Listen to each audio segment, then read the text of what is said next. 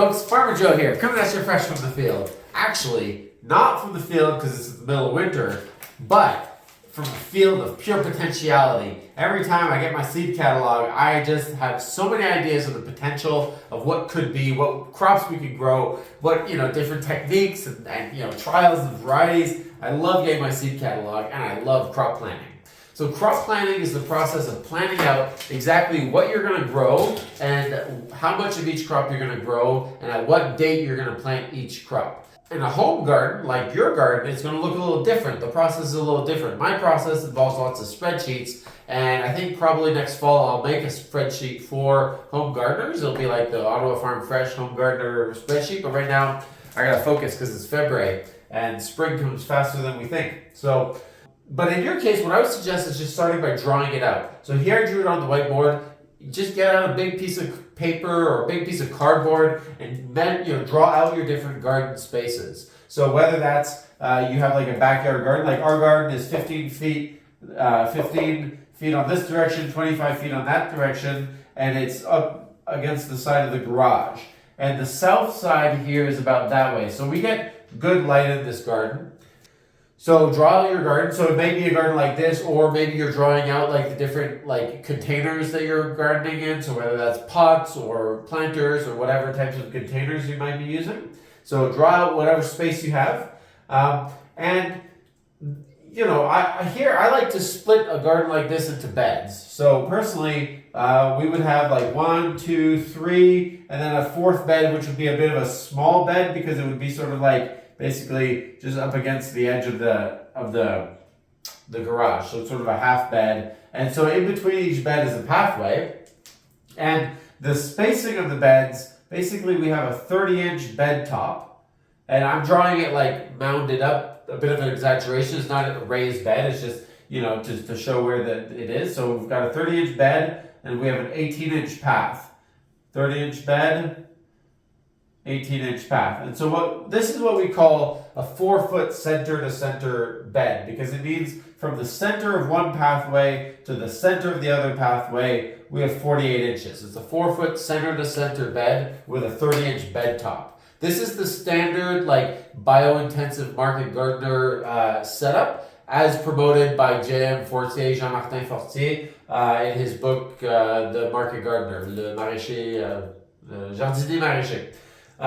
So if you haven't checked that book out, definitely get that book. But basically, so that's what this diagram is symbolizing, that this is a 30-inch wide bed top with an 18-inch pathway in between. It's a very common setup that it's very nice because you can reach the middle of the bed from the pathway without having to stretch too far if you're bending over like that. It's nice. So the next step is to think, well, what do we actually want to grow? Hey Milo, if I write stuff here, can people see it? All right. So what do we want to grow? And part of that is what do we want to eat?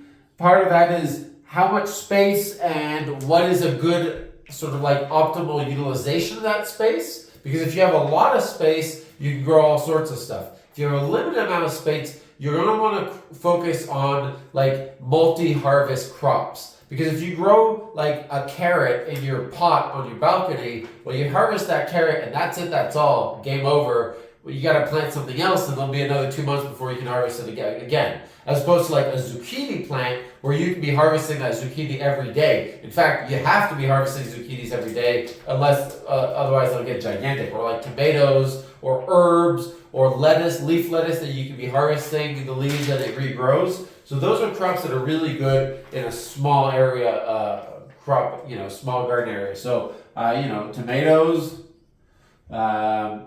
peppers are challenging. This would be advanced. So I'll just put a question mark. It's definitely an advanced crop requiring excellent light. All crops need an excellent light.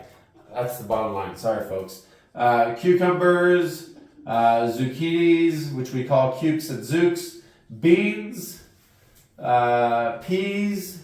So beans and peas, you can either get the bush ones or the vine ones. The bush ones grow to be about 3 feet tall, and that's it. And the vining ones, the what they call pole beans or pole peas, you have to trellis them. So what we do in our garden is we just put these rebars every 5 feet, just like rebar meshes. And then we use baler twine and we put strings, especially for peas, you put the strings ahead of time and they just climb right up. With beans, you should like put them as they grow. Or you can also do some companion planting.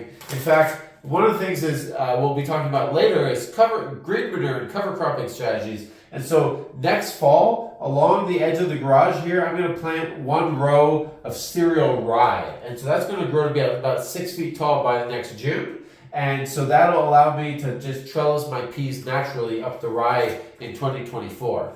But that, I'm getting ahead of myself. So peas, beans, potatoes are a satisfying one.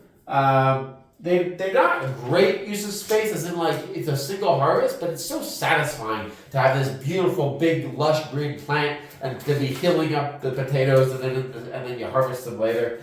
What am I forgetting here? Herbs like kale and chard, lettuce, ground cherries. That's sort of like the basic. I know I'm forgetting something, but if you have a limited amount of space or you're a new gardener, I would just say get going with those and you're gonna have lots of fun. And that really comes down to the question of like, what is your garden for? Is it for having fun or is it for producing a significant amount of your vegetable needs? Because those two things are going to be very different strategies.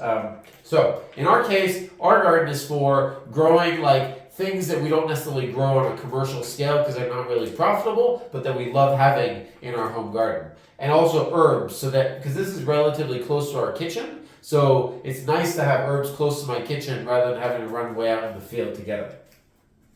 So in our garden, we're going to grow a bed of potatoes. So potatoes, we're going to grow a full bed. It's going to be 1 row per bed. They're going to get planted, let's call it the 1st of May.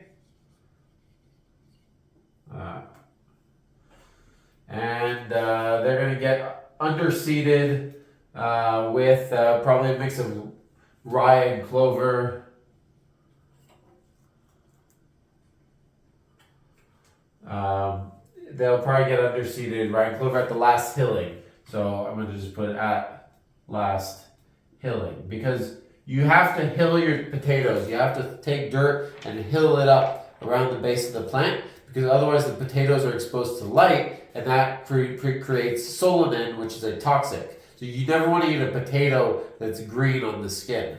And in order for the skin of the potato not to get green, it's got to be underground. So you have to hill it up. When you hill it, it's also a great opportunity if your garden is a low fertility garden to give it a little extra shot. But based on some recent soil analysis I've seen in some of my work for a workshop for the Gloucester Horticultural Society, it looks like home gardeners, your guys' fertility level is like through the roof. So, definitely get your soil analyzed is my recommendation. And head on over to YouTube and look up our video about how to calculate your own fertility needs. Speaking of which, if you're watching this on YouTube, hit subscribe, like the video, leave us a comment. We try to get back to as many of the comments as we can. So if you have a specific question, don't be shy, put it in there and you may actually get an answer to your question. Okay, so here, this is a list that Milo and Julianne made. And so we got a bed of potatoes. We want a bed of strawberries, huh? So we're going to put the strawberries... I know over here we have some wild strawberries from last year. We'll probably rip those out because I don't want to plant the strawberries in the same spot. I want to plant them somewhere far so this, at least any soil-borne diseases aren't going to get on the fresh strawberry plants. So I would say, I think I would go in the middle bed.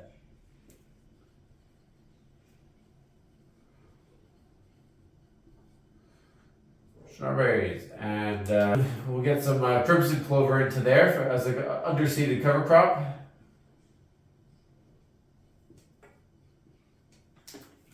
Then what else? We got Brussels sprouts because we don't grow any of these. This is like the bed of the things we don't grow out in the field. So Brussels sprouts. And so I drew this to scale. So I know, like for instance, if I want 4 plants of Brussels sprouts, that's going to take 5 feet. So 5 feet.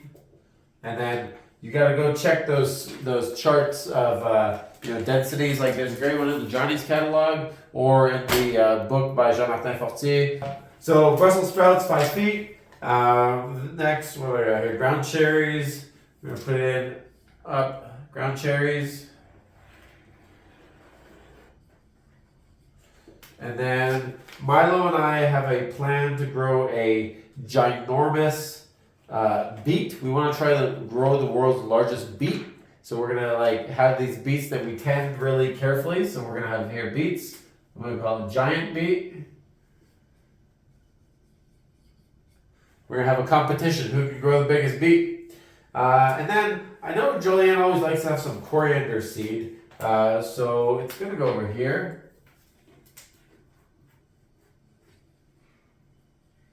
So this is coriander that we plant there, we harvest it once, but then we let it go to seed, we let the seeds mature, we harvest the seeds to use as a spice. Herbs, I'll do the same thing, but probably on a piece of paper where I can get a little more detailed about what's going where.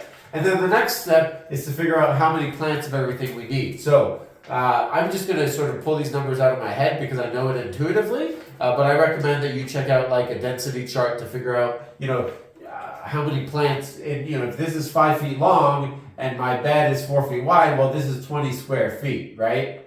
So you got to figure out based on 20 square feet, how many Brussels sprouts plants can grow in there, or check out the book, the Market Gardener, order it on Amazon, it's excellent. So Brussels sprouts, for instance, we're going to grow them on 2 rows per bed, and there's going to be one in the middle, one over on the edge. So that'll be 1, 2, 3, 6 plants. So Brussels sprouts, 6 plants. Then ground cherries, we got how many feet? Let's see. Oh, we got 12 feet of ground cherries. We're gonna plant them every 2 feet, but we're gonna start 2 feet in from these Brussels sprouts because they're gonna get pretty big too. So 1, so then and we'll go all the way to the end. So that'll be 10 plants. 10 plants of that. Then the giant beets, well, I'm going to just grow them from seed. I'll be direct seeding those, so I just know I need 1 packet. So I'll say beet, 1 packet. Coriander seed, same thing. Blah, blah, blah. Then strawberries, So I'll go through this whole process for every plant and say, based on how much area I have, how much, I'm really going to sort of if this was my first time, I would literally use a ruler, do all this to scale, right? Use a ruler to make a drawing that's to scale and make yourself a map and, write on it the dates and when you're going to do that. And so in the end, you're going to have a garden plan. And so that's what the invitation is. So make yourself a garden plan, take a picture, post it on social media and tag us, Ottawa Farm Fresh. All right, folks, I'm Farmer Joe. Post your questions in the comments, and I'll catch you on the flip side.